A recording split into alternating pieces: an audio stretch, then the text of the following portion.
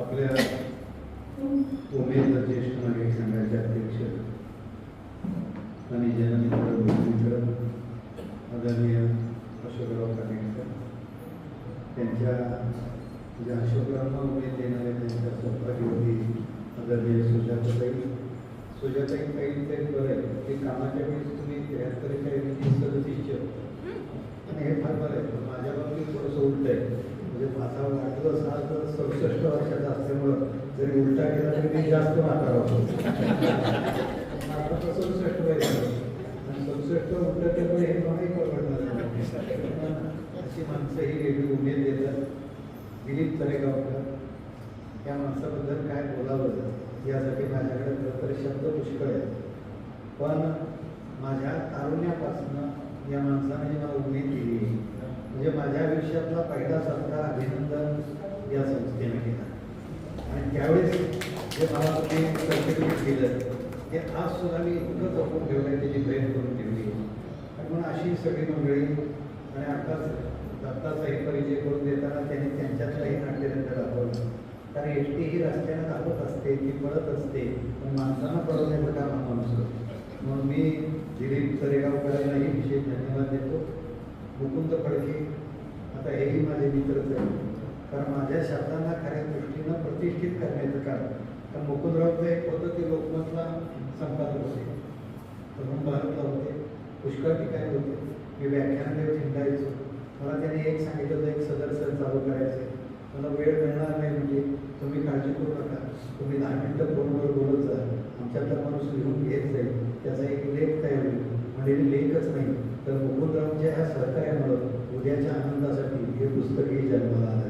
ते आमचे मुकुंदराव. आता गोपाळराव खजोळे अजून देवकीनंदन गोपाळाचं नाव गोपाळाचं आहे. म्हणजे अजूनही त्यांचं वाक्य त्यांचं निराकरण हे मला नेहमी वावत असतं.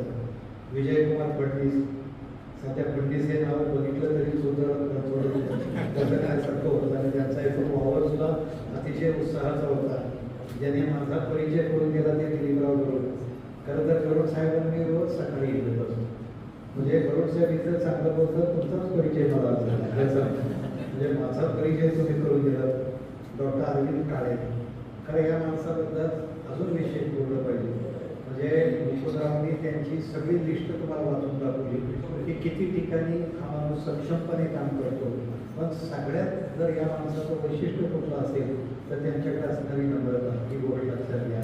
म्हणजे काळे डॉक्टरांचं वैशिष्ट्य म्हणजे मला काळे डॉक्टरांच्याकडे बघितलं नाही की अब्राहिम लिंकनचं एक उदाहरण आहे. अब्राहिम लिंकन अमेरिकेचे अध्यक्ष झाले. अब्राहिम लिंकन अध्यक्ष झाल्यानंतर त्यांची मिरवणूक मोठी काढली. अमेरिकेचे 65वे अध्यक्ष झाले आणि खालची माणसाला मिरवणूक असल्यामुळे खरंच त्यांना नमस्कार करायचे त्या अब्राहिम लिंकनला. लिंकन असा की तो माणूस जो वाकडा आहे त्याच्यापेक्षा जास्त वाकायचे त्याला नमस्कार करायचे. म्हणजे हॅट काढून शेजारचा माणूस म्हणतो की अरे तू आता अमेरिकेचा अध्यक्ष आहे, तो वागतो ठीक आहे, त्याच्यापेक्षा तू कशाला जास्त वागतोस. तर लिंकननं उत्तर दिलं की नम्रतेच्या बाबतीत सुद्धा माझ्या पुढे गेलं कोण मला आवडणार नाही. वैशिष्ट्य आहे. सुधाकर कुलकर्णी माझे बालमित्र तर आहेतच, पण खरं तर आम्ही शेजार झालो. म्हणजे सुधाकर आमच्या समोर राहायचा, मी त्यांच्या समोर राहायचो. सुधाकर CEO होईल अशी अनेक गोष्टी त्यावेळी त्याच्याकडे होत्या, तर मी वाचता होईल अशी कुठलीही गोष्ट माझ्याकडे होती. म्हणजे आपण वाटतो हे योग तुमच्या उमेदनं आज आमचं दिले. रघुवर आपटे हे महाराष्ट्रातलं एक अत्यंत मोठं नाट्यकर्म आहे. म्हणजे ज्या माणसाला शरण करावा, ज्या माणसाने महाराष्ट्रातल्याच नव्हे साताऱ्यातल्या रंगभूमीला एक वेगळी प्रतिष्ठा दिली, रंगभूमी जिवंत ठेवली. गेल्या कालावधीत अनेक कलावंत हे रघुवीर आपटेंचं सगळ्यात मोठं देणं आहे हे लक्षात घ्या. आज ज्या शाहू मंदिरामध्ये भव्य दिव्य कार्यक्रम करतात त्या शाहू कला मंदिराची एक सुंदर अशी निर्मिती ही सुद्धा रघुवीर आपटेंच्या कल्पनेतून झालेली आहे. आज त्यानंतर आमचे सुतार सर DG कॉलेजला होते. त्यांच्याकडे त्यावेळी सुद्धा सांस्कृतिक विभाग होता. त्यावेळी सुद्धा अनेक व्याख्यानं द्यायचा योग आला.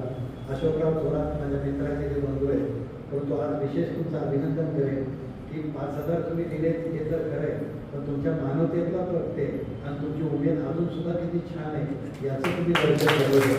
त्यानंतर शरद माणूस तर कधी म्हातारा होणार आहे मला कळतच नाही. म्हणजे बघावा तेव्हा हा खेळामध्ये रमलेला माणूस आहे. पुढारीचं पुढारपण आणि पुढारीचं खेळाचं योगदान इतक्या सुंदर रीतीने ते सादर करायचे. जनार्दन गायकवाड अजून सुद्धा कसा माणूस तरुण आहे बघा. वय वर्ष 82 आहे तुम्हाला मी सांगतो.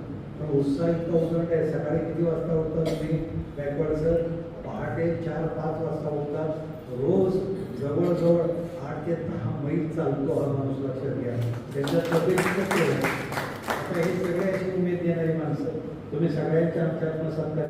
म्हणजे मला नेहमी असं वाटतं आणि सगळ्यात आनंदाचा योग कुठला आहे म्हणजे जीवनामध्ये मी अनेक कार्यक्रमाला गेलो असतो.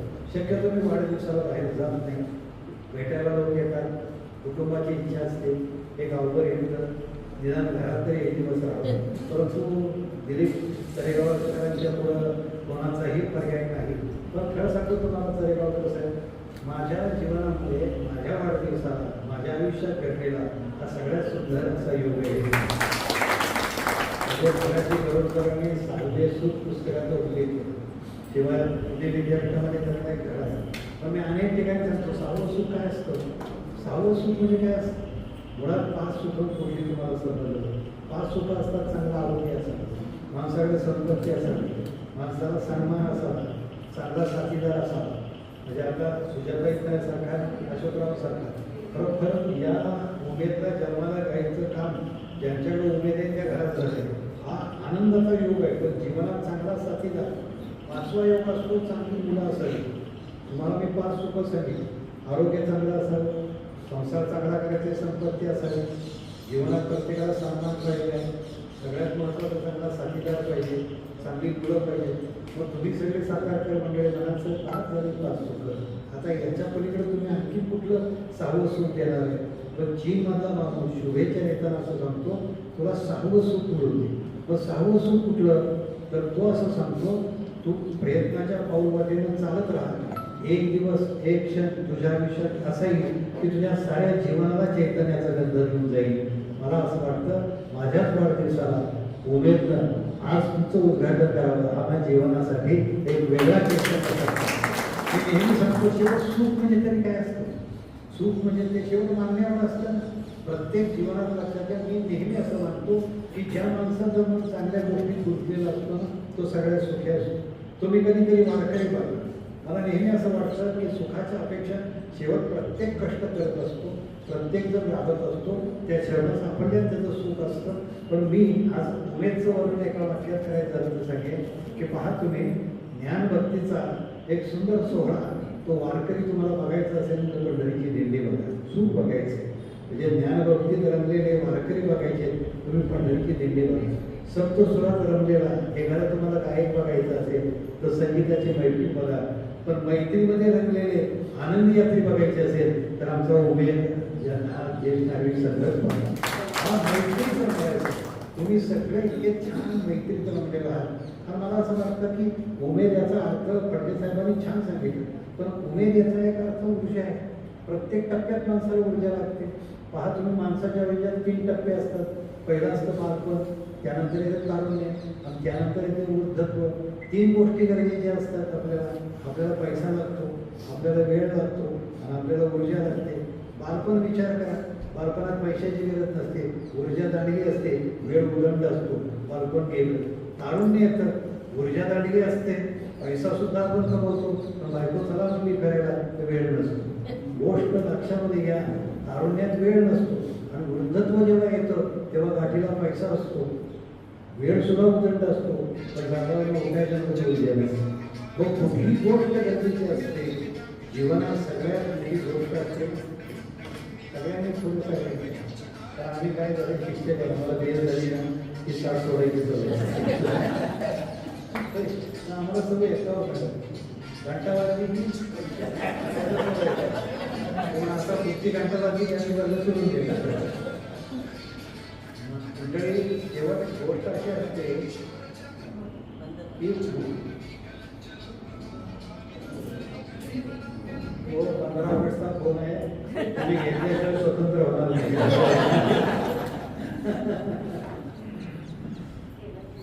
सगळ्यामध्ये शेवट ऊर्जा जी असते ती ऊर्जा आपण एकमेकाला द्यायची असते. मी नेहमी सांगतो अन्न वस्त्र एवढा समजून आहे, पण त्याच्याबरोबर प्रेम चिपटून घ्यावं लागतं. तेव्हा अन्नाची चव अन्नपदार्थात कमी असते, माणसाच्या जिभेच्या टोकावर जास्त असते. तुम्ही एकमेकाला प्रेम द्या ना. जसं तात्यासाहेबांनी सांगितलं, नद्या सुंदर डोंगर सुंदर, पण याहून सुंदर आहे तो माणूस. पण माथ्यावरती आभरण पायाखाली जास्त असला तरी माणसासाठी जागा असतो. तुम्ही कोणासाठी जगता? आपण स्वतःसाठी पुष्कळ करतो, पण जेव्हा माणसासाठी जगणं चालू होतं ना, त्यावेळी जीवनात खऱ्या पद्धतीने आनंद येतो. जीवनात दुःख येतं. बघा रामधारी गडकरी आजारी पडले, इतके आजारी पडले की त्यांना ताप आला. पण डॉक्टरांना असं वाटत होतं की हा जर ताप उतरायचा असेल तर गडकरींना घाम आला पाहिजे. माणसाची उमेद कशी असते बघा, गडकरींना घाम आला तर गडकरींचा ताप. पण मास्तरांना काय केला, घाम येत नव्हता. 8 दिवस झाले, 10 दिवस झाले, शेवट डॉक्टरला घाम आला. गडकरी मास्तरांना घाम येणार म्हणून तो शेवट तो चिंतेत गेलो. पण उमेद कशी असते बघा, गडकरी मास्तर फक्त एकच म्हणले डॉक्टरांना, तुमची काय अडचण आहे? म्हणजे माझी अडचण एकच आहे म्हणजे की तुम्हाला घाम येत नाही. म्हणजे मग असं करा म्हटले, तुमचं बिल आम्हाला द्या. म्हणजे मला काय मला तुम्ही सांगा की किती सहजपणानं माणसं जीवनातल्या प्रत्येक गोष्टीकडं तुम्हाला सकारात्मक वाटता आलं पाहिजे. जीवनात दुःख नाही का? जसं पु ल देशपांडेचं नाव मी घेतो, विनोदाच्या माध्यमातून तुमचं माझं गोत्र आयुष्य हसरं करण्याचं काम या माणसाने केलं. आज सुद्धा पुढचं नाव घेतलं, अत्रेंचं नाव घेतलं तर मला किती दिलासा मिळतो. आपण आपली उमेद बनवण्यासाठी एकमेकाला हा दिलासा दिला पाहिजे. म्हणून मी नेहमी सांगतो, मला तुम्हाला तू धनकवडीला एक ग्रस्त भेटेल, काही नाही, ते एक काम करायचे, रांगोळी घ्यायचे आणि सकाळी निघायचे, जिथं अंगण छान दिसेल तिथं रांगोळी घालायचे आणि पुढे जायचे. एक माणूस मला असा दिसला की तो दिवसभरामध्ये जी माणसं साधारणतः फिरायला असतात, मोकळे असतात, त्याला दिवस सांगायचा आणि पुढे जायचं. किती मला सांगा ना की सहजपणानं. मी सुद्धा तुमच्या उमेदच्या मंडळीने एक सांगणार आहे. आता सुद्धा अजिंक्यचे आमचे जाधव साहेब विठ्ठलराव आहे, या ज्येष्ठ नागरिक संघानं एक पुस्तक आहे, तुम्हाला माहिती काय माहीत नाही, मी कसा घडलो. सगळे ज्येष्ठ त्याच्यातले 70-80 काय, आज तुमच्याकडे 75 जण आहेत, प्रत्येकाचा त्याच्या गाठीला एक अनुभव आहे. प्रत्येकाचं त्याचं म्हणून आयुष्य आहे, प्रत्येकाला त्याचा म्हणजे इतिहास आहे. आणि असं वाटतं की हे कधी तर त्या माणसाचा इतिहास त्याला पानं द्या, 3 पानात 4 पानात. आणि चरेगावकर साहेब तुम्हाला मी सांगेन की हा मी कसा घडतो, हा उमेदचा जर ग्रंथ आला तर त्यातून अनेकांची उमेद वाढू शकते. ही गोष्ट म्हणजे हा एक चांगला संकल्प तुम्हाला जाताना, कारण तुम्ही वर्षभरात ही वेगवेगळी कामं कसं असतं. मी नेहमी सांगतो, दुःख हे अडळ आहे, पण दुःखानं दूर उभं राहावं अशी व्यवस्था माणसाला करावी लागते. आज सुद्धा एखादा संगीत शिकतो, एखादा सुंदर चित्र काढतो, एखादा छान गातो, काय असतं हे आपण विचार करा. तुमच्या जीवनातला छंद हा तुम्हाला आनंद देतो. आणि बर्टर्ड रसेलसारखा माणूस, त्याला नेहमी असं वाटायचं आपण 10 वर्षाचे झालो आणि समजा जर आपल्याला आयुष्य 100 वर्षाचं असेल तर 90 वर्ष काढायची कशी. त्याला अडचण यायची, त्याला असं वाटायचं 90 काढायची कशी. त्याला काही वेळा वाटायचं जर 70 वर्षाचं आयुष्य असेल तर 60 काढायची कशी. पण भाऊ येतो, त्याला गणित शिकवतो आणि त्याला गणिताची गोडी लागते आणि म्हणला मला गणित म्हणजे प्रियसी भेटावी, असा आनंद झाला. आता सगळ्यांना गणित आवडेल असं नाही. मला गणिताच्या बाई बघितल्या तरी अजून भीती वाटते खरं सांगतो. मला गणिताच्या म्हणजे आता तुम्ही सुधाकरची सी आहात, तुमचं गणित उत्कृष्ट आहे, पण मला लहानपणी बाईंनी सांगितलेली गणित अजून सुटली नाही. 5/10 उंची फुटाचा हाऊस, 5/10 हाऊस, एका तासाला 1 फूट पाणी पडलं तर बाई विचारायच्या हाऊस भरायला किती वेळ लागेल. म्हणजे ते क्षेत्रफळ काढावं लागतं. 5/5 हाऊस, एका तासाला 1 फूट पाणी पडलं तर हाऊस भरायला किती वेळ लागेल. माझे डोळे पाण्याला भरायचे खरं सांगतो. आपल्याला गणितच कळायचं नाही. काही वेळा वाटायचं आपणच झालं घ्यावी हाऊस भरावा सगळा. कारण का आता सोडवायचं नाही, पुढं बसलेली मंडळी हुशार असतात, त्यांनी फटाफट हात केला, त्यांना गणित सुटलं आणि आम्ही मागं बसलेली सगळी सोडलो. पण काही परत विचारायचं आता हाऊस भरला, हो म्हटले, मग हाऊस भरलाय त्याचं पुन्हा पाणी त्या तोटीतनं एका तासाला 2 फूट जर सुटलं तर हाऊस रिकामा व्हायला किती वेळ लागला. खरं सांगतो बाई, आम्हाला त्या बाईचा इतका राग यायचा, मला नेहमी वाटायचं आणि हाऊस रिकामाच करायचं, ते भरतात तसं. पण एक आहे, जीवनाची गणित काही कसे असतात की प्रत्येकाला सोडतात असं नाही. पण एखाद्याचं गणित अवघड असेल तर त्याला उमेद द्यायचं काम करा. आजारी माणूस भेटायला जमत नाही, सहजपणे जर तुम्ही शब्द त्याला उच्चारले ना, अरे काय भाऊ आज मात्र तरतरी चेहरा दिसतोय, डॉक्टर वाटेत भेटले आणि ते काय कौतुक करत होते. अरे तू मित्र असलेला मला अभिमान वाटतो, आज चेहरा तुला कसा फुललाय बघ. आता तो जो रामभाऊ आहे आपल्या 2 शब्दाने चेहरा किती फुलेल, पण तेच जर तुम्ही उलट केलं तर रामभाऊकडे गेला, चिंतातून नजरेनं बघितलं, राष्ट्राची चिंता असलेल्या त्याकडे बघितलं आणि त्याला म्हणला रामभाऊ डॉक्टर भेटले, वाटत म्हणजे तुझं काही खरं नाही. मला सांगा रामभाऊ जाईल का संध्याकाळ. आणि तुमचे शब्द आहेत म्हणून मुलं नेहमी सांगतात की सगळ्याकडे तुम्हाला आनंदी वृत्तीला लागण्यासाठी एक मनात सकारात्मक लागतो. असं आहे का की मुलांना दुःख होती. त्यांनी सांगितलं की मी असा रस्त्याने निघालो होतो, आता डॉक्टर काळे मागं बसले म्हणून सांगतो, म्हणजे छान मला म्हातारे दिसले. बायकोला म्हटलं किती छान म्हातारे बघ, तुम्ही एवढं वाटत म्हणजे भाई तुला काय सांगितलं डॉक्टरने की म्हातार तुझ्या तब्येतीला काही लाभोळी शरीराला चांगली नाही आणि तू म्हाताऱ्याचं म्हातार, अगं ती म्हातार तरी म्हणून म्हणजे मी म्हातारीपर्यंत गेलो, बायकोला पोघार तिथे यावं लागलं. मग बायकोनं विचारलं कशी दिली म्हातार, तर त्याने सांगितलं की ताई 18 रुपये किलो. तर त्यावेळेचा दर असेल ना, पण ताई म्हणजे इतकी चतुर बरं का, 18 रुपये किलो म्हटले. तर त्याने व्यावसायिक कौशल्य दाखवलं. तो म्हटला बाई आत्ताच शेतात नाही काम नाही आणि तरी ताई काही घ्यायच्या मूडमध्ये दिसली नाही. पण तेव्हा पुढचा एक गाव दाखला म्हणजे फुलं म्हटले. तो म्हणला ताई तुम्हाला माहिती आहे तुमच्या घराशेजारी नेरकर राहतात ना, हो म्हणले त्यांनी घोड्यासाठी 18 किलो घेतली, त्यांच्यासाठी 1 किलो तरी नाही. आता फुलं म्हणला कुठल्या नवऱ्याला घोड्याच्या जागी आणि फुलांनी खाली एवढं मजेशीर वाक्य केलं. पुढं एकच वाक्य खाली बोलले की म्हणजे मला क्षणभर असं वाटलं की त्याने एकदा नेरकराच्या घराकडे बघितलं, एकदा म्हातारीकडे बघितलं आणि त्यानंतर म्हणजे सुनीताकडे बघितलं आणि क्षणभर असं वाटलं की हिचा नवरा होण्यापेक्षा त्या नेरकराचा घोडा तुमच्या आनंद शोधा ना तुम्ही. सगळ्याचा आनंद शोधण्यासाठी हा उमेद हे लक्षात घ्या. उमेद याचा अर्थ जाण्याचं चैतन्य तुम्ही शोधत राहा. तुम्हाला चैतन्य आणि चैतन्य कुठं असतं सांगा. चैतन्य मनात असतं. आज वय वर्ष 73, कानेटकरांचं वय वर्ष 75 ओलांडलेली माणसं. अरे शेवट तुमच्या चैतन्याला वयाचं बंधन नसतं. मी नेहमी सांगतो तुमच्यात लपलेलं आहे. तुम्ही कोयनेला जा, पाण्यात मोठं घाला, तुम्हाला झटका बसत नाही. पण कोयनेचं पाणी पोकळीला बरोबर केलं, घरा घरा घरा घरा फिरतं आणि पाण्यात वीज जन्माला येते. कुठं असते वीज? वीज पाण्यात असते. मूर्ती कुठं असते? दगडात असते. लोणी कुठं असतं? टाकात असतं. पण एक गोष्ट आहे, सूर बासरीत असतो पण बासरी घुमकावी लागते. जर वीज जन्माला यायची असेल तर पाण्याला गती द्यावी लागते. लोणी ताकात आहे पण ताक घुसळावं लागतं, त्यानंतर लोणी जन्माला येतं. तसं चैतन्य मनात असतं, मन सुद्धा विचारानं घुसळावं लागतं, चैतन्य जन्माला येतं. मंडळी मन विचारानं घुसळा. आज कसं आहे तुम्हाला मी सांगेन, परिस्थिती अवघड आहे म्हणून मी यासाठी सांगतो की आधुनिक तंत्रज्ञानानं अनेक गोष्टी विश्वातल्या तुमच्या घरात आल्या, पण घरातल्या माणसांचे संवाद तुटले. जेवढी माणसं आज मोबाईलवर बोलतात तेवढी एकमेकाशी बोलत नाही. आज गंमत अशी झालेली आहे, या सगळ्या व्यवस्थेमध्ये झालं काय की त्या तरुण तुटले, पण जे वृद्धत्व ज्यांच्याकडे ती माणसं इतकी पडली आहेत लक्षात घ्या. मी नेहमी सांगतो वृद्धत्व हा आजार नसतो, तो कुटुंबाचा आधार असतो, लक्षात घ्या. फक्त आम्ही समजून घेतलं पाहिजे तो आधार आहे समजून. मी नेहमी हे सांगतो तुमच्या अंगावरच्या सुटसुट्या ह्या वृद्धत्वाच्या रेखोट्या असतात, त्या अनुभव संपन्नतेच्या रेषा असतात. त्या रेषामधनं तरुणाईच्या जीवनाची रांगोळी साकार होऊ शकते. अरे एखादं घर असतं, घरात लहान मुलं असतात, ती भिंतीवरती रेघोट्या वाढतात, त्या घरातल्या भिंती बोलक्या होतात. म्हणजे घरात लहान मुलं असेल तर भिंती बोलक्या होतात, पण घरात आजी आजोबा असेल ना तर त्या भिंती भक्कम होतात. लक्षात घ्या, आम्हाला भिंती भक्कम करायचं, भिंती भक्कम करायचं, आशीर्वाद आम्हाला द्यायचं. आम्ही येणारा सण करायचा, एखादा दसरा साजरा करायचा आहे, आमच्या आंब्याच्या पानानं करतो. आम्हाला पाडवा साजरा करायचा आहे, आंब्याच्या पानानं करतो. पण ज्येष्ठांच्या तळहाताच्या पानानं उभं आयुष्य साजरं होऊ शकतं. लक्षात घ्या, आमच्या तरुणाला सांगायचं आहे की जगणं जगायला शेवट लक्षात घ्या, भक्केबाजीत आयुष्य नाही आहे. आलिशान गाडी म्हणजे सुखी नाही येतो, एक प्रचंड मोठी संपत्ती म्हणजे सुखी नाही येतो. आज प्रचंड मनाचा वेळ लागले सगळ्याला.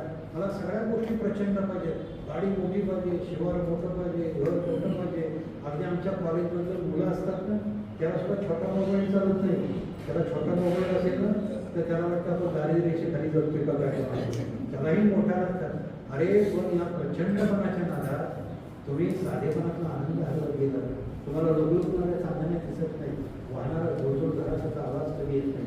कारण तुम्ही वेड्यासारखे प्रचंडपणे आहे. तुम्हाला असं वाटतं पैसा खर्च करून महाबळेश्वरच्या क्षेत्रावर जो आनंद मिळतो ना तो आम्हाला पूर्णेश्वरमध्ये मिळत नाही. अरे चूक आहे. साधेपणात काय सौंदर्य असतं, साधेपणात काय सामर्थ्य असतं आमच्या साने गुरुजींच्याकडे. हे साधेपणाचं सामर्थ्य या माणसाच्या शब्दांना मांगल्य होतं. मंत्राचं मांगल्य असणारा हा साहित्यिक होता. म्हणजे साधारणतः त्यांनी किती संस्कारांच्या पिढीवर केले तुम्ही मला सांगा. म्हणजे श्यामची आई माझ्या डोळ्यासमोर येते. तो श्याम म्हणतो आई मी फुलं काढून घेणार नाही, माझ्या पायाच्या तळगडीवरती मी आत्ताच आंघोळ केली. तेव्हा आई म्हणते मी काय करू. मग आई विचार करते आपला पदर पसरावा. श्याम आले ते झाड आहे, झाडापर्यंत माझा पदर पसरते पण फुलं घे ना देवाला आले. श्याम त्या पदरावरनं चालत फुलं काढून आईच्या हातात देतो. पण आई एकच वाक्य बोलते त्याला बेटा पायाचे तळवे मळू नयेत म्हणून काळजी घेतो. श्याम तुझं बळ मळू नये यासाठी सुद्धा काळजी घ्यायला शिक. हा साने गुरुजींचा संस्कार आहे. आज शुभंकरचे हजारो झाले. एक लक्षात घ्या आज आईच हरवली. आज कुटुंबाकडनं कुठली गोष्ट हरवली ना तर माझ्यावरती संस्कार करणारी आई आज हरवली. आज तुम्ही आजा आहात, तुम्ही आजोबा आहात. तुम्ही विचार करा आपलं बालपण. आमच्या सुधाकरला माहिती आहे आम्ही काय आनंदानं बालपण आमचं जगलोय. आम्ही किती ऐश्वर्यात आमचं बालपण जगलोय. आमच्याकडे फार मोठ्या गोष्टी नव्हत्या. एक पंखा घरभर हिंडायचा पण त्या पंख्यात सगळीजण सुखी असायची. लक्षात घ्या तो आनंद आमच्याकडचा घडत गेला. आज तुम्हाला मी मंडळी एक सांगेन की जगण्याचा आनंद प्राप्त परिस्थितीत शांतपणे कसं जगायचं याच्यामध्ये आज उमेद तुम्ही काढली. खऱ्या दृष्टीने तुम्हाला सांगतो तुमची गरज आज समाजाला आहे. आज तरेगावकर साहेब ज्याला चांगलं गणित शिकवता येतं, चांगली गाणी म्हणता येतं. आता मॅडम तुम्ही काय सुंदर ते एकची धर्म म्हटलं या वयासुद्धा तुमचा आवाज किती छान आहे. म्हणजे ती पट्टीसुद्धा किती मला असं वाटतं त्या ज्ञान लहान मुलांची असेल उमेद नाका करावा की उमेद एक संस्कार वर्ग चालवेल ह्या सुट्टीमध्ये आणि तो संस्कार वर्ग असेल. एखादा गणित अवघड आहे आमच्यातला एखादा बँकेतला आहे. आज अशोकराव थोरात तुमचे काही नाही मी 8-10 मुलांना छान गणित शिकलो. सुधाकर कुलकर्णी बुद्धिमान माणूस आहे तुमच्यातला. आज गरुड साहेब आमचे. ही सगळी मंडळी घ्या उमेद ही तुमच्याकडे आहे ती जगालाही दिसू द्या. कारण काही गोष्टी जगाला दिसाव्या लागतात. काही गोष्टी आपण देतो. मी नेहमी सांगतो वारसाकडे आपण काय देतो काय देतो असे तर संपत्ती देतो पण ज्ञान नक्की देतो. ज्ञान पुढच्या पिढीला देतो, आपले अनुभव देतो, आपले संस्कार देतो आणि आपली संस्कृती देतो. त्यातून सगळी प्रगती होते. लक्षात घ्या प्रगती सहज होत नाही. आज तुम्ही सांगा 1000 वर्ष झाली चिमणीचं घरटं बदललंय, मुंगीचं वाळू कधी बदललंय नाही बदललं. कारण बदल करण्यासाठी जे ज्ञान लागतं ते फक्त माणसाकडे. आज हवामानापासून वीज माणसानं तयार केली. आज धरणं बांधली, आज संस्था मोठ्या केल्या. एक ज्ञानातनं आम्ही निर्मिती केली पण ज्ञानातनं निर्मिती करत असताना एक ज्ञानाचा संबंध संस्कृती जे असतो. म्हणजे यशवंतराव चव्हाण म्हणायचे सह्याद्रीच्या वाऱ्यामध्ये तुम्ही शिवाराला पाणी द्या, शिवारा संपन्न करा. तर शिवारा संपन्न करता करता माणसाचं मन असंस्कृत राहिलं तर माणूस आणि पशु याच्यात फरक राहणार नाही. आज तुम्ही काय बघताय एखादा कोणीतरी लग्न ठरण्याच्या अगोदर कुठल्या तरी गडावर लका टकमत आणि तिथून सहज उद्याचा होणारा नवरा ढकलून देतात. म्हणजे कुठली संस्कृती काय आहे हे सगळं दृश्य. मग कुटुंब अपुरं पडलं का आम्ही अपुरे पडलो. आज समाजात ह्या हिंसा इतक्या वाढत आहेत. आज तुम्हाला आश्चर्य वाटेल अमेरिकेसारख्या ठिकाणी आज शाळेत जाणारं मूल 4वी-5वीचं असणारं मूल कित्येक मुलं ही 40-50 हजार मुलं जी शाळेत जातात ती दप्तर पिस्तूल घेऊन जातात. तुम्हाला आश्चर्य वाटेल त्यांच्या हातात जो मोबाईल आहे त्याच्यावरती 11वी ते 12,000 बलात्कार बघतात, 1,00,000 सेफच्या क्लिप बघतात, ती 15,000 खून बघतात आणि त्यानंतर 11वी पास होतात. आज एवढं वैषम्य त्या ठिकाणी मंडळी हे सगळं आपल्याकडे आहे. म्हणून हिलरी क्लिंटन तर ती बाई तिनं पुस्तक लिहिलं टेस्ट विलेट नावाचं. त्या पुस्तकात त्या बाईनं सांगितलं की मी भारतात आले, भारताची कुटुंब व्यवस्था बघितली, भारतातली वृद्ध मंडळी त्यांच्याशी मी बोलले, ती ज्येष्ठ नागरिक संघातल्या मंडळींना बोलली, ती देवस्थानमध्ये गेलेली आहे, मोठे मोठे देवस्थानातले त्यांनी दर्शन घेतलेले आहे. आणि तिनं अमेरिकेत गेल्यानंतर एक पुस्तक लिहिलं इट टेक्स विलेज. तिला खरं तर इंडियाकडे चला असंच म्हणायचं होतं. आणि त्या बिल क्लिंटनला मी म्हटले की भारतात जाऊन आले. अरे मी केवढी समृद्ध होऊन आले. त्या पुस्तकात लिहिलं ते बाई मी मनाला सांगत नाही त्या पुस्तकात मी किती समृद्ध होऊन आले होते. आणि बाई लिहितात आज प्रत्येकाला असं वाटतं की हिरवळ बघितल्यानंतर स्वर्ग कुठे आहे, नंदनवन कुठे आहे. तर बघावं तिथं स्वर्ग आहे ना, सुंदर हेकोळ दिसते, डोळ्याजवळ इमारती दिसतात, बघणाऱ्याला असं वाटतं स्वर्ग कुठे तर अमेरिकेत आहे. पण बाई सांगतात हे दृश्य तुम्हाला मी आता सांगितलं ते 40,000 मुलं फक्त पिस्तूल घेऊन जातात, 4 बायका बाळांवर झाल्या स्त्रिया, तर त्यातील एक स्त्री ही कुमारी माता असते. लक्षात घ्या, अशा 25% कुमारी माता ह्या अमेरिकेत जन्माला येतात. त्यांना आईचा चेहरा दिसतो, बापाचा ठाव ठिकाणा माहीत नसतो. हिलरी क्लिंटन लिहिलंय सगळं आमच्याकडे आहे, पण वात्सल्य देणारी आई नाही, प्रेम करणारी आजी नाही, आजी आजोबाची संस्कृती नाही. आणि माझ्या पुस्तकात मी आधी पुस्तक लिहिलं गोष्टी नातेसंस्काराच्या, त्यात एक ओळ खाली लिहिली, ज्याला संपत्ती बघायची त्यानं अमेरिकेकडे बघावं, ज्याला संस्कृती बघायची त्यानं माझ्या भारतीय खेड्याकडे बघावं. आज तुम्हाला आम्ही संस्कृतीचा मंत्र म्हणतो, संसर्ग ज्योतिर्गमय मला अंधारात उजेडाला नाही. आमच्या संस्कृतीचा मंत्र आहे मातृदेवो भव, पितृदेवो भव, आचार्य देवो भव.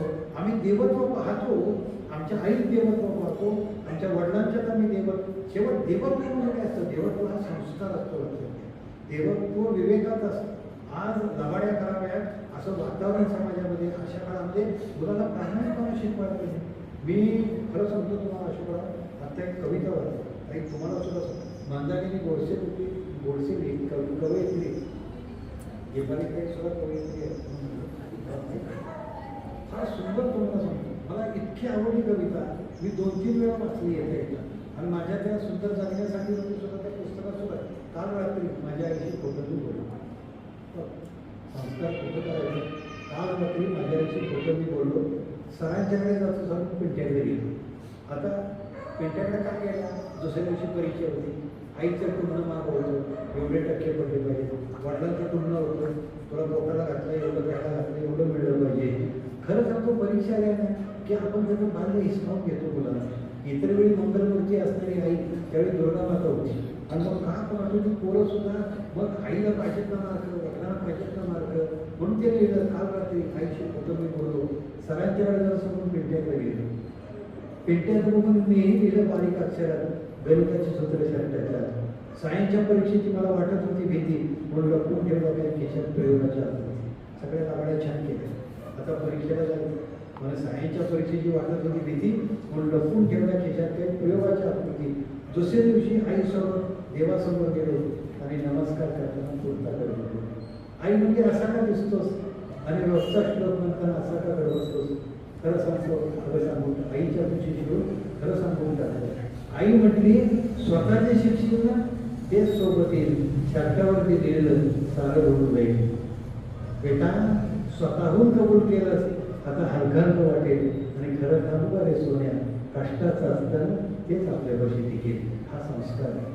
आणि हा संस्कार जर आमच्या मनावर करायचा असेल ना तर मुलांना चांगले ग्रंथ वाचायला. आणि आज धन्वंतरीचं हे वैशिष्ट्य आहे. मला वाटते डॉक्टर साळे धन्वंतरीच्या या तुम्ही केलं, पहिल्या पर्यंत उद्घाटन तुम्ही केलं. धन्वंतरी हे कशात आहे, हे गुंतवणूक मनात येईल. ज्याचं मन छान गुंतलेलं असतं. सांग मी नेहमी सांगतो, मानवी जीवन हे महासागरासारखे, त्या दुःखाच्या मासोळ्या आहेत, त्याच्यामध्ये मोहाच्या मगरी आहेत, संकटाचे खडक आहेत. एक गोष्ट घ्या, त्या महासागरातच अशी शिंपले आहेत ज्यात विचारांची मानिकपोती आहे. आणि हे विचारांचे मानिकपोती घेत आपल्या आयुष्याची सफर करायची. मी नेहमी सांगेन तुम्हाला, फार संपत्ती आली म्हणजे फार सुखी नाही, आणि आजार पण नसलं म्हणजे सुद्धा दुःखी नाही. शेवट माणसाच्या जीवनातलं जर सत्य जाणून घ्यायचं असेल ना, त्याची आध्यात्मिक, शारीरिक आणि मानसिक स्थिती उत्तम असली पाहिजे. म्हणून आमचे गरुड सर म्हणजे तुम्ही हेच शब्द सांगा. खरं सांगणार नव्हतो मी, तर तुम्ही म्हटल्यामुळं आता फार सविस्तर सांगत नाही, 1-2 मिनिटात सांगतो. हेच शब्द आहे आपल्याला. आपली उमेद वाढायची असेल ना तर आपल्याला हेच लागतो. हे त्याचं स्पेलिंग लक्षात घ्या. HEALT, एक सांगेल शब्द. त्यातला पहिला एच आहे. एच म्हणजे काय, आपण जिथं जन्माला येतो ते एच हॉस्पिटल असतं. त्यानंतर एच आहे, जिथं आपण शिकतो ते हायस्कूल असतं. जे आपण डोकं असतं त्याला हेड म्हणतो, तिथे एच असतं. हार्ट तिथे एच असतो, हँड तिथे एच असतो, हँड वर्क करतो तिथे एच असतो. पण खरा एचचा अर्थ एच म्हणजे हॅबिट असतो. हॅबिट तुमच्या सवयी. सगळ्यात महत्त्वाची गोष्ट असते, तू तुझ्या सवयी तुझ्या संगतीतनं घडवत असतो. Show me your company tell your future म्हणून. तुझी संगत सांग तुझं भविष्य. आज खरं सांगतो, बसल्या बसल्या सुद्धा जीवनाची उमेद का 10 माणसं घालून घेतली असतील तर असणारी व्यसनं बघायच्या आमच्या दिलीपराव तरुणांनी सांगितलं. मी जीव घेणार आजारातून सुधाकर बरा होणार. मला माहीत नव्हतं मी जसपूरमध्ये जवळजवळ 27 दिवस होतो. मला कळत नव्हतं. माझ्या हाताची कातडी सगळी निसरली होती, डोक्याचे कुचके पडत होते आणि पाय सुद्धा लोळा पडला होता. जगणं मुश्किल होतं. बिचारी पत्नी माझ्या बरोबर होती आणि का कोण मला माहीतच नव्हतं मी जगतोय का मेळोय माहीत. पण कुठली एक आध्यात्मिक शक्ती असेल, माझ्या गणारायाची कृपा असेल, माझ्या पत्नी साथ असेल, आई वडिलांचा आशीर्वाद असेल, मित्राचं प्रेम असेल, ही सगळी उमेद वाढवण्याची काम ती मंडळी करत असतात. पण मला नेहमी असं वाटतं की तुमच्या जगण्याची उमेद जर वाढवायची असेल ना तर तुमची मैत्री चांगली असेल. म्हणून उमेद तुमची वाढवण्यासाठी तुम्ही मैत्री जपली. तुम्ही मैत्री जपता म्हणून सगळ्यात मी सांगतो. आता मला लोक विचारतात आनंदी जीवन जगायचे तुम्ही हे लोक आनंदात आहे.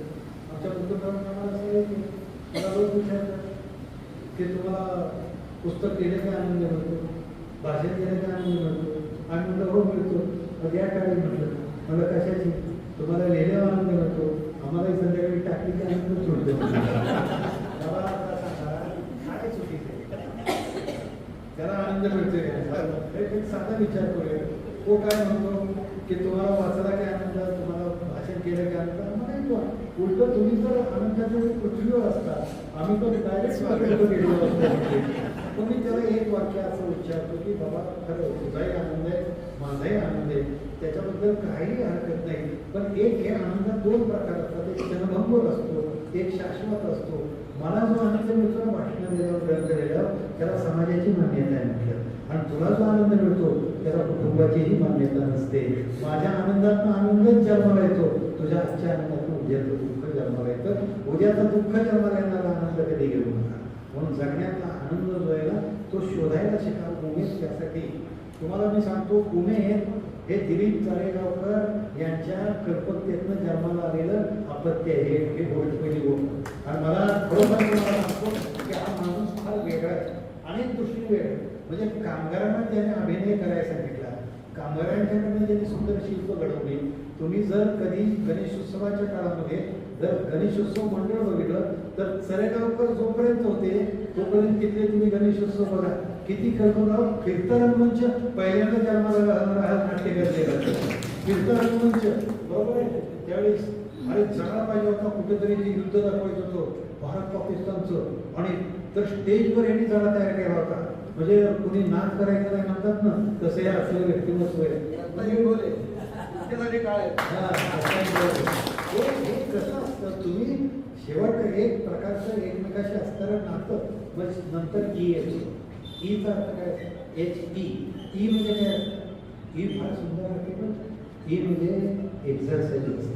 पहिली गोष्ट तुम्हाला व्यायाम करायची. त्यानंतर ई म्हणजे एक्झाम असतं आणि ई म्हणजे एन्जॉय असतं. तुमचं आयुष्य एक परीक्षा असते आणि तुम्हाला परीक्षा पास व्हायची ना तुम्हाला व्यायाम करायचा. मला आयुष्यभर एक सवय पहिल्यांदा मी आयुष्य करतो आता ते करत सुद्धा. पण मी पहिल्यापासून एक आहे की वडिलांच्यामुळं मला फिरायची सवय, योगाची सवय मला पहिल्यापासून की छानपैकी तालुका फिरावं. आमचे गरुड साहेब माझ्याबरोबर असतात. मी स्नान केल्यानंतर पूर्णपणे 20 मिनिटं योगा करतो, 10 मिनिटं प्रार्थना म्हणतो. तर प्रार्थनेत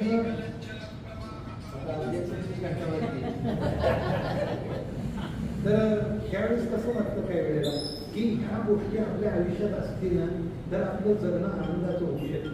पहा तुम्ही एक औरंगाबादला मला एक बाई भेटली, 75 वर्षाच्या होत्या.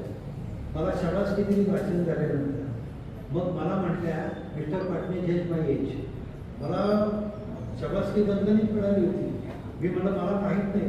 त्यामुळे मी 75चे.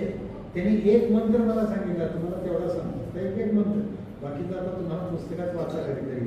त्यांनी इतका छान मंत्र सांगितला. पाटणे म्हणजे तू भाषणं देतोस. हो म्हणजे मग माझा मंत्र आहे की नाही ते कुठल्यातरी पुस्तकात मी माझ्या सुंदर जगण्यासाठी मध्ये केला.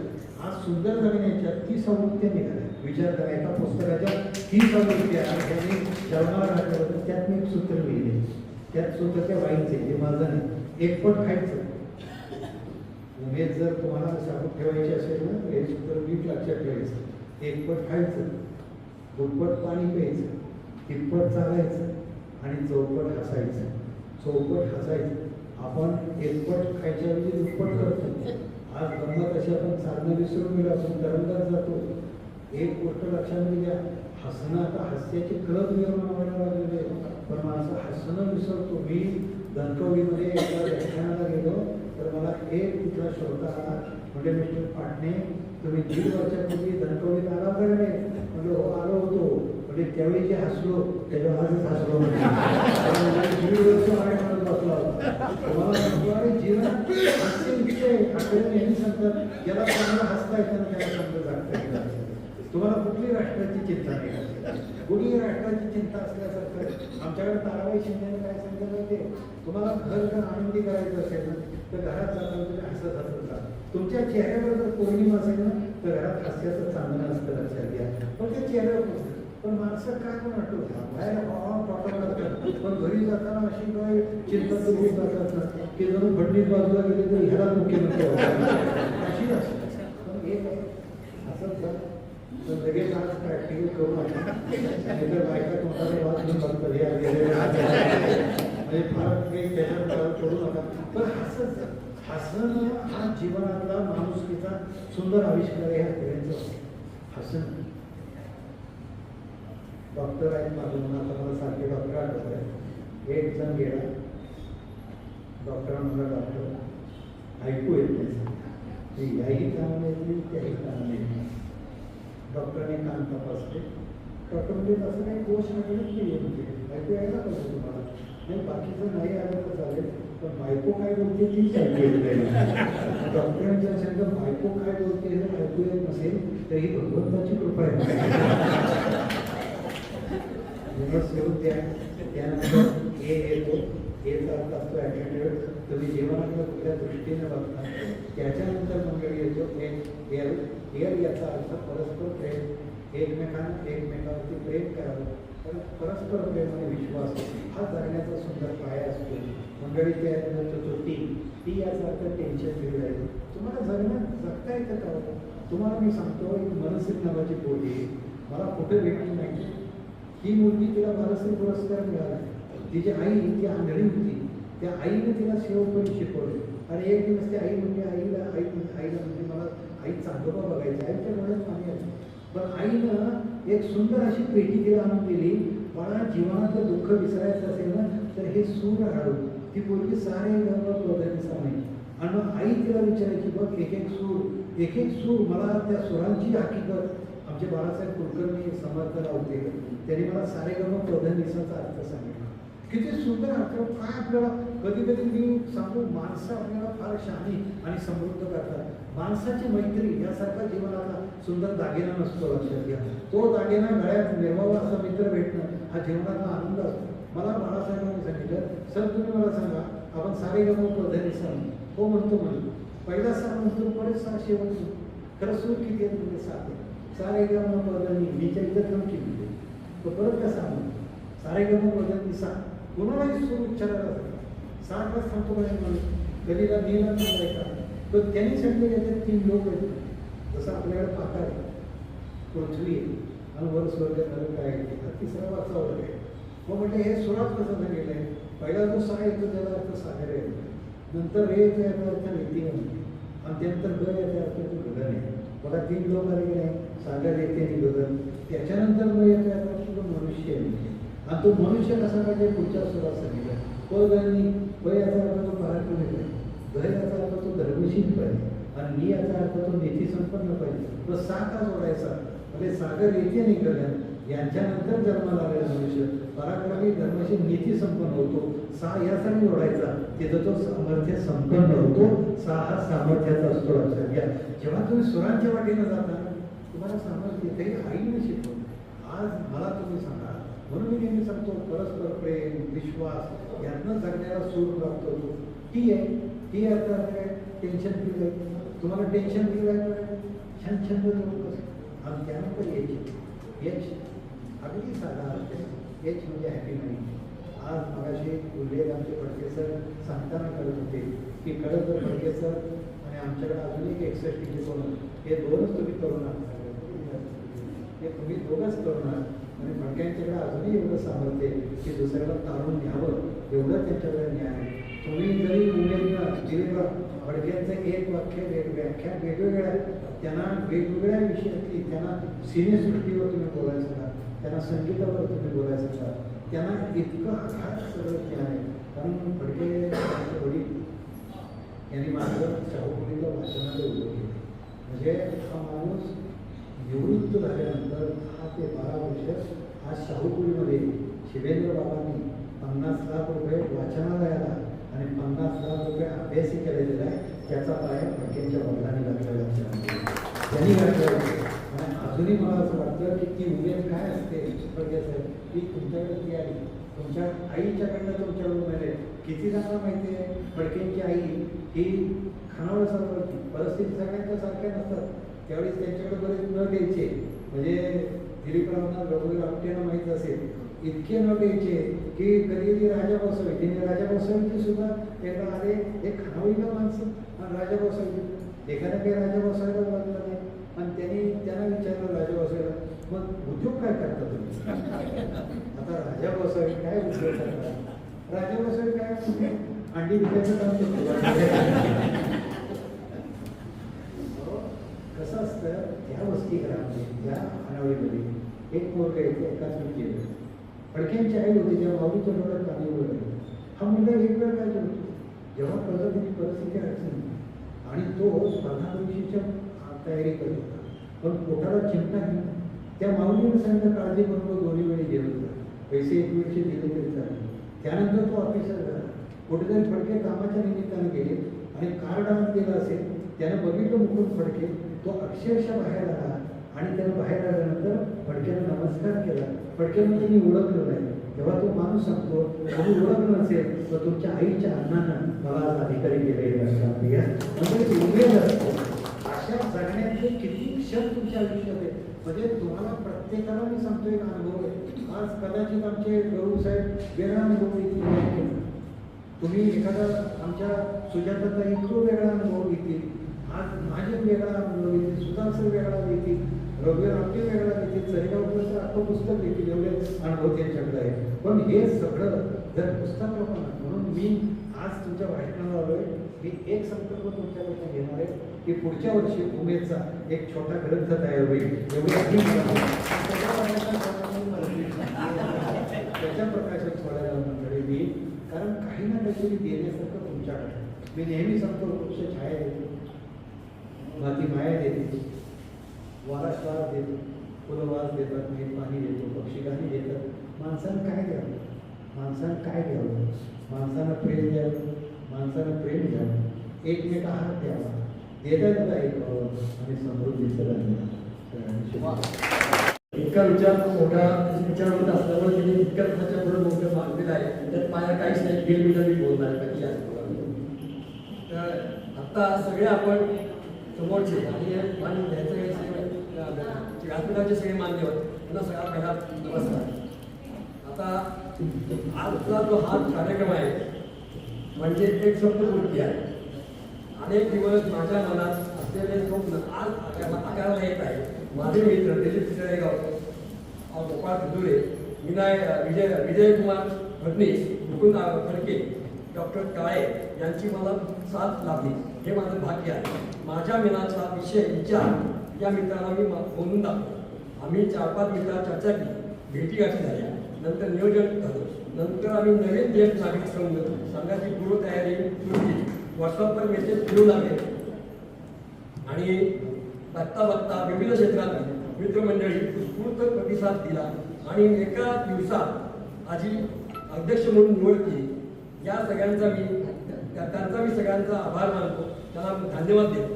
आज आपण त्याचे मूर्त स्वरूप पाहत आहात. आज मन आनंदाने भरून आले आहे. आपण सर्वांच्या सहकार्याने समाजाचं देणं समजून आम्ही सारे ज्येष्ठांसाठी आणि समाजासाठी मनापासून काम करतो असा सर्वांच्या वतीने मी शब्द देतो. आभार.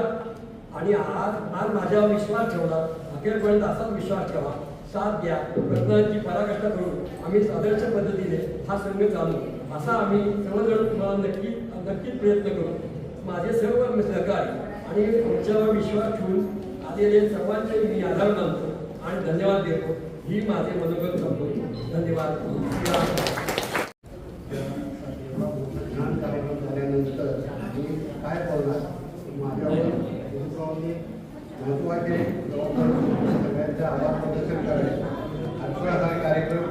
यशस्वी करण्यासाठी धन्वंतरी संस्थेच्या व्यवस्थापनाने हा सुंदर हवा संघात उपलब्ध करून दिला त्याबद्दल त्यांचे आभार. हेस्कॉम संस्थेने अल्प कालावधीत संघात त्वरित नोंदणी करून दिली त्याबद्दल संघ संचालिका कानेकर तसेच कार्यक्रमात खास करून उपस्थित राहिलेल्या हेस्कॉमच्या सर्व सदस्यांचे मनपूर्वक आभार मानतो. सर्व उपक्रमाचे प्रतिनिधी तसेच सोशल मीडिया प्रतिनिधी व छायाचित्रकारांचे खास आभार.